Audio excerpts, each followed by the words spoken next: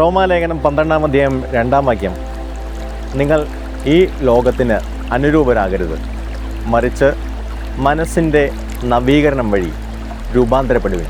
നമ്മൾ ഇന്ന് ജീവിക്കുന്ന AI യുഗത്തിൽ സോഷ്യൽ മീഡിയയുടെ ഉപയോഗം മൂലം പലതരത്തിലുള്ള ചിന്താഗതികൾ നമ്മുടെ ഉള്ളിൽ തന്നെ രൂപപ്പെട്ട് വരുന്നുണ്ട്.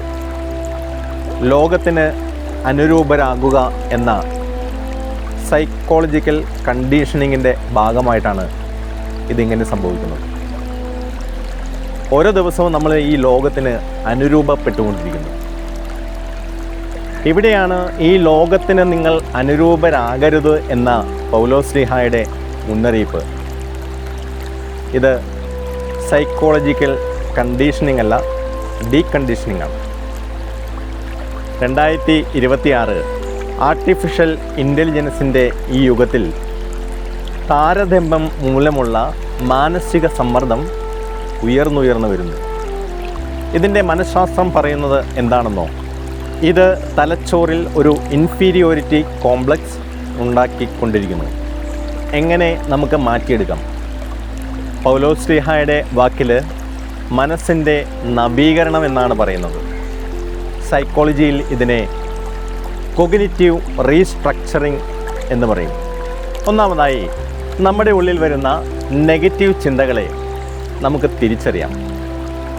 നെഗറ്റീവ് ചിന്തകളെ തിരിച്ചറിഞ്ഞാൽ അതിനെ നല്ല വചനങ്ങൾ ഉപയോഗിച്ച് റീപ്ലേസ് ചെയ്യുക.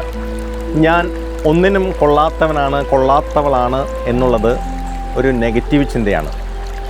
ഈ ചിന്തയെ മറികടക്കാനായിട്ട് ഉദാഹരണമായിട്ട് നമുക്ക് സങ്കീർത്തന വചനം ഉപയോഗിക്കാം.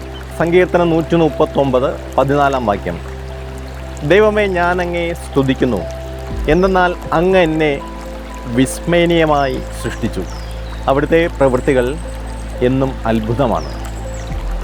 നെഗറ്റീവ് ചിന്തയെ നമ്മൾ റീപ്ലേസ് ചെയ്യുകയാണ്. ഇനിയും അധികം പറഞ്ഞാൽ ഭാവിയെക്കുറിച്ചുള്ള ഉത്കണ്ഠയാണ്. ഭാവിയിൽ എന്ത് സംഭവിക്കും, മോശമായത് സംഭവിക്കുമോ എന്നുള്ള ഉത്കണ്ഠ ഒരു നെഗറ്റീവ് ചിന്തയാണ്. ഇവിടെയാണ് മനസ്സിൻ്റെ നവീകരണം വചനത്തിലൂടെ സംഭവിക്കേണ്ടത്. മത്തായിയുടെ സുവിശേഷം 6-ാം അധ്യായം 34-ാം വാക്യം, നാളെക്കുറിച്ച് നിങ്ങൾ ആകുലപ്പെടേണ്ട, നാളത്തെ ദിവസം തന്നെ അതിൻ്റെ ആകുലതകളുമായിട്ട് വരട്ടെ. ഇനിയും നമുക്ക് നമ്മുടെ തന്നെ ചിന്തകളെ വിവേചിച്ചറിയാൻ സാധിക്കുക എന്നുള്ളതാണ്. സൈക്കോളജിയിൽ ഇതിനെ മെറ്റാ കോഗ്നിഷൻ എന്ന് പറയും. നമ്മുടെ തന്നെ ചിന്തകളെ ഒന്ന് നിരീക്ഷിക്കുക. റോമാലേഖനം 12-ാം അധ്യായം 2-ാം വാക്യം പറയുന്നത്, മനസ്സ് പുതുക്കുമ്പോൾ മാത്രമേ നമുക്ക് ദൈവഹിതം തിരിച്ചറിയാൻ സാധിക്കൂ. ഒത്തിരി നെഗറ്റീവ് ചിന്തകളുള്ള ഈ കാലഘട്ടത്തിൽ നമുക്ക് ചെയ്യാൻ പറ്റുന്ന കാര്യം, നമ്മുടെ നെഗറ്റീവ് ചിന്തകളെ തെരഞ്ഞു പിടിച്ച് ആ നെഗറ്റീവ് ചിന്തകളെ പോസിറ്റീവായിട്ടുള്ള ഒരു വചനം കൊണ്ട് റീപ്ലേസ് ചെയ്യുക.